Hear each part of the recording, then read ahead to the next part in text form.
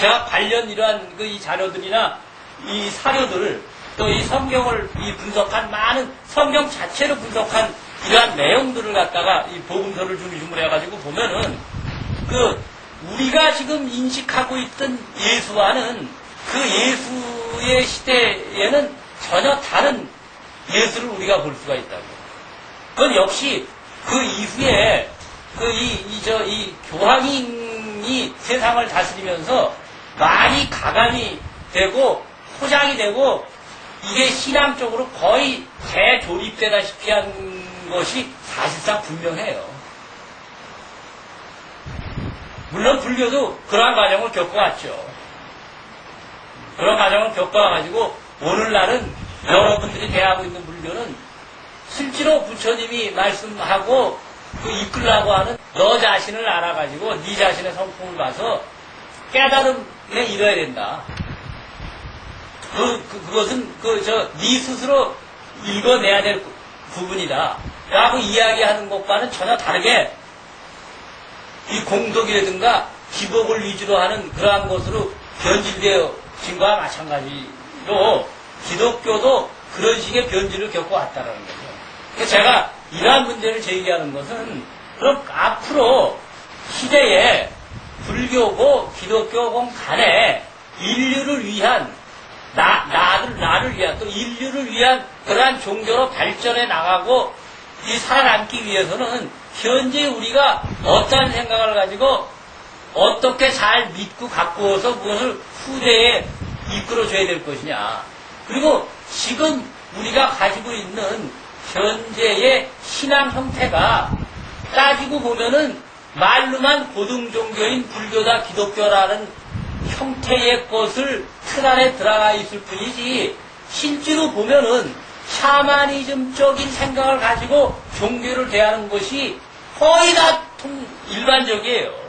여기 보신 분이 인터넷에 올렸듯이 그러려면은 막말로 저 어려서 어머니 저 같듯이 1년에 한두 번 정처면은 무당집에 가가지고 한번 갔다 와가지고 아유 1년 떼었으니까 마음 편하게 한 50만원 가지고 떼우는 게 그게 차라리 편해요. 1년에 한 번 정처에 무당집에 가가지고 기도하고 하면은 아 이거 잘 되겠으니까 걱정하지 말라고 그러잖아. 자기가 아쉬워서 가니까 잘 되게 했는데 무슨 방법 없냐가 이거 몇백만원 들어도 구타라 그러지. 오지도 않는 사람 가지고 무당에 뭘 어떡하냐고. 사기를 칠래도 사기를 칠 수가 없잖아. 우리나라에서 1년에 종교적인 것으로 그 헌금되는 액수와 전례 불사에 들어가는 것이 수십조 원에 달해요. 그게 다 부정적인 면으로 쓰이고 있지 긍정적으로 쓰이고 있는 면은 몇 프로 되지를 않아요. 기독교 쪽에서도 자기네 헌금의 7% 정도만 순수한 종교적인 목적으로 사용된다라고 발표해요. 그러니까 요즘은 어떤 목사는 무교회주의를 해가지고요. 뭐 한빛교회라든가 그런 것은 이름만 있지 종파와 관계없이 한리교, 뭐 침례교 할 것 없이 교회 다니는 사람들이라면은 어느 여학교 강당을 빌려가지고 주일마다 모여요. 헌금은 11조가 아니더라도 자기 마음 내는 대로 내요. 그리고 그 돈은 교회를 위해서는 거의 쓰지를 않아. 왜? 거기는 주임 목사도 없고 장로도 없기 때문에 누구든지 기도를 인도하고 할 수 있는 거예요. 본래 기독교가 그랬어요. 목사만이 설교를 하고 저거 할 수 있고 그렇지 않았다고. 그럼 그 11조를 야근을 하지 않더라도 헌금은 받는다고. 그럼 그 돈을 거의 90%를 부르 이웃 돕고 하는 데 써요. 그게 기독교의 올바른 정신이에요. 불교는 그걸 배워야 돼요. 그러니까 불교가 아무리 깨달음을 중요시하는 종교고 하더라도 그 깨달음이라는 것은 내가 올바른 실천, 세상을 살아가는데 기본적인 올바른 판단과 올바른 실천을 하지 않고서는 깨달음이 있을 수가 없다는 것을 자꾸 주지시켜야 되는 거예요. 기본적으로 너 세상을 착하게 살고 올바르게 살아가지 않으면 깨달음은 없어. 그렇게 불교에서 지금은 얘기해야 되는 시점이지, 중생들이 판단을 잘못해가지고 잘못을 저질러놨는데도 그 안에서 깨달음이 있다라고 얘기해봐야 공허하다고.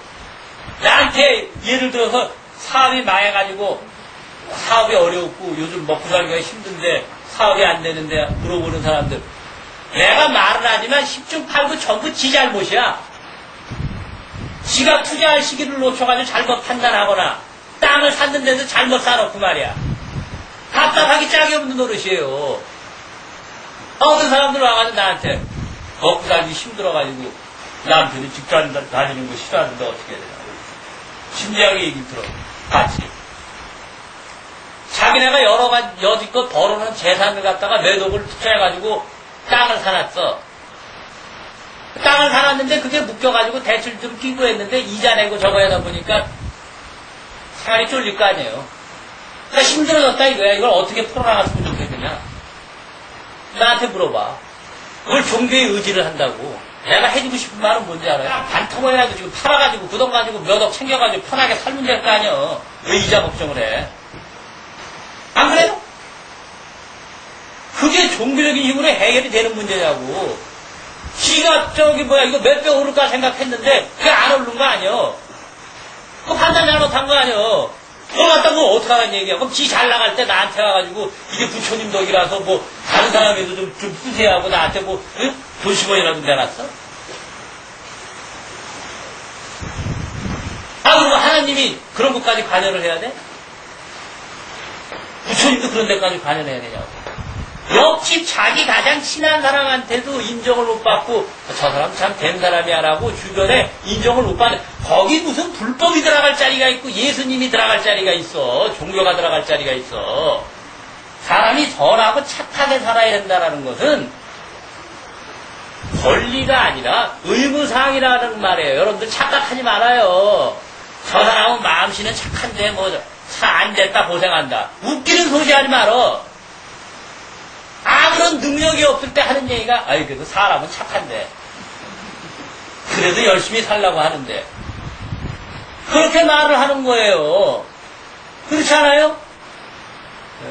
사람이 착하고 열심히 살아야 된다는 것은, 그거는 의무사항이란 말이에요. 그 다음에 거기에 대해서 깨달음이 있고, 종교적인 수행이 있고, 뭐가 있게 되는 것이지, 그것도 안 되는 데서 무슨 은총이 있고 그러냐 말이야. 지 자신도 챙기지 못하면서 지 아버지야 지 가족 간의 갈등이 있으면서까지 하나님을 갖다 찾고 부처님을 찾을 이유가 없잖아. 기독교인이 반성을 해야 되는 이유가 뭐냐면은, 내가 여기 자기 부모님이 죽어가지고 40대를 지냈고 우상 숭배라고 해가지고 조상한테 절 안 하고 하는 건 이해를 해. 100번 양보를 해서. 자기 어머니가 자기 부모님이 죽었는데, 여기서 다른 식구들은 다 제라고 제사를 지내는데, 밖에 있어요. 여기 들어오지도 않아. 여기 우상숭배하는 사탄이 있는 곳이니까. 이게 제정신이야 말이요. 네? 적어도 절에 다니는 사람들이나 카톨릭을 믿는 사람들은, 개신교들은 구닥다리라고 얘기할 줄 모르고 우상숭배라고, 네? 저것들은 완전히 아무것도 모르는 사람이라고 비판을 할지 모르지만, 그래도 기독교를 안 믿는 사람들한테 저건 인간도 아니라라는 소리는 안 됩니다. 형제간에 불화를 일으키진 않아요. 너 며느리 너 절에 다니니, 교회 다니기 때문에 너 구박 이런 거 안 해요. 기독교인들 합니다. 자기가 교회 다니면은 모든 식구를 교회 다니게 만들어야 돼. 그게 자기 인생의 최고 목표야. 그게 아니야. 자식 잘 키우고 남편 어떻게 더 편안하게 해주고, 이게 예수님이 하는 일이에요. 율법에 얽매이지 말아라라는 게, 예수님은 그 당시에 있던 기존의 틀을 깨버린 게 예수님이라고. 왜 율법을 자꾸 없는 율법을 만들어가냐 말이야. 네? 불교도 마찬가지예요. 법에도 없는 거를 갖다 자꾸 만들어가지고 중생들을 삿대게 한단 말이에요. 예수님이 안식일에 병자를 고치면서 뭐라고? 유대인들이 어찌 안식일에 예수는 일을 하고 병자를 고치냐? 이렇게 뭐라고 얘기를 했습니까? 인간이 안식일을 위해 있는 것이 아니라 안식일이 인간을 위해서 있는 것입니다. 그거 뭐예요? 율법을 타파해버린 거라고. 말하자면 불교에서 말하면은 너 거짓말 하지 말라 라고 부처님이 오계를 내렸다 해서 어떤 미친놈이라 가지고 자기 아들을 갖다가 잡아 죽이려고 하는데 여기 숨었는데 거짓말 안 한다고. 야, 나 부처님이 거짓말 하지 말라고 그래가지고 개를 지키느라고 거짓말 안 하거든. 내 새끼가 여기 숨었어. 그렇게 일러주는 거하고 똑같은 거야. 예수가 파괴하고자 하는 것은 새로운 질서를 갖다가 요구한 것은 그러한 유대인들이 가지고 있는 그러한 율법에 젖어 있고 아주 이 인간의 지성으로서는 생각할 수 없는 그러한 상태에 있는 사람들을 정신적으로 해방을 시키기 위한 것이 예수의 사상이란 말이에요. 그걸 갖다가 오히려 후대에 있는 사람들은 다 역으로 생각해가지고 예를 들어서 우상을 숭배하지 말아라. 나 이외의 신을 숭배하지 말아라는 것도 그 시대에 예수가 왜 그런 말을 했느냐. 그리고 우상이라는 개념이 도대체 무엇이냐. 라는 것을 따져보고 이야기를 해야 된다고. 그거를 갖다가 불상을 만들어 놓은 거를 우상이라고 하고 단군을 갖다가 우상이라고 한다면은 불교에서는 사람 비슷한 형상이라고도 만들어 놓고 그럼 절을 하지. 이건 작대기 2개 걸어놓고 십자가상 만들어 놓고 하는 건 우상보다 더한 우상이지. 하늘릭이나 불교에서는 사람 형상이라도 비슷하게 해놓고 성모 마리아도 사람 형상이라도 비슷하게 해놓고 하지. 이거는 십자가만 걸어놓고 오주유하고 거기서 모든 것이 다 마치 말이야 무에서 유가 창조가 되듯이 모든 것이 도깨비 방망이처럼 말이야 다 실행이 되는 것처럼 그러한 터무니없는 얘기가 어떻게 가능하냐 말이에요. 일단 여러분들 책임이에요. 이 시대를 살아가는 우리의 책임이라고. 남의 문제가 결코 아니에요. 이것들을 우리 각자들이 해소를 해나가야 된다고. 그래야 진정으로 내가 찾고자 하는 종교 속에서 무엇인가를 찾을 수 있고 목적은 이렇게 생각을 하세요. 부처님이 됐든 하나님이 됐든 뭐가 됐든 간에 내가 중심 아닙니까? 설령 하나님이 나를 만들었다 하더라도 이왕 나를 만들어 놓은 이상은 나도 하나님만치 중요하다고 생각할 수 있는 거 아니에요? 기독교신도 얘기하세요. 그렇잖아. 그 차는 왜 만들어놨어? 일단 만들어준 이상은 만약에 권리주장을 할 수 없다면 이거는 말이 안 되는 거야. 만약에 그렇다면은 가장 축복은 태어나자마자 죽어버리는 거야. 죄를 질 사이조차도 없이. 그래 안 그래요? 불교도 마찬가지예요. 그러한 우리가 살아가는 것들을 교훈으로 삼지 않고 단순히 엉뚱한 생각 속에서 부처님을 찾고 엉뚱한 데서 수행을 찾고 한다면은 업을 짓지 않고 태어나자마자 다른 몸을 자꾸 받는 게 오히려 최선일지도 몰라. 왜? 우리가 가만히 살아가면서 봐요. 깨달음이니 뭐니 말로는 그렇게 하면서 실제로 자기가 하고 있는 업 중에서 어느 거 내가 착한 일을 많이 하고 어느 게 악업을 많이 짓느냐를 생각을 해보라고. 자신 있어요, 여러분들? 지옥이 실제로 존재한다면 자신 있냐고.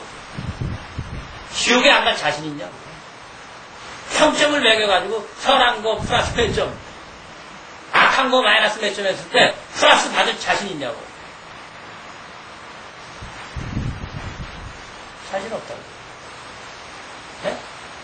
불교에서 말하는 복을 짓고 그러기 위해서가 아니라 내 자신이 인간으로서 가치를 찾고 편안해지기 위해서 도대체 어떤 방법을 가지고 세상을 바라봐야 되고 또 어떻게 더불어서 세상을 살아가야 되느냐를 고민을 하지 않는다면은 여러분들이 개나 뭘 하는 게 있어요.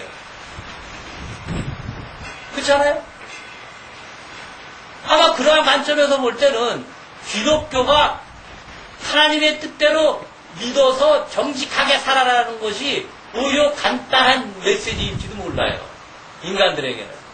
옳지 아프게 뭐 수행을 하고 깨달음을 얻고 네 심성을 밝히고 하지 말고 하나님이 이렇게 법을 만들어 놨으니까 그 안에서 니들이 제대로만 살아라 라고 하는 게 오히려 간편할지도 모른다.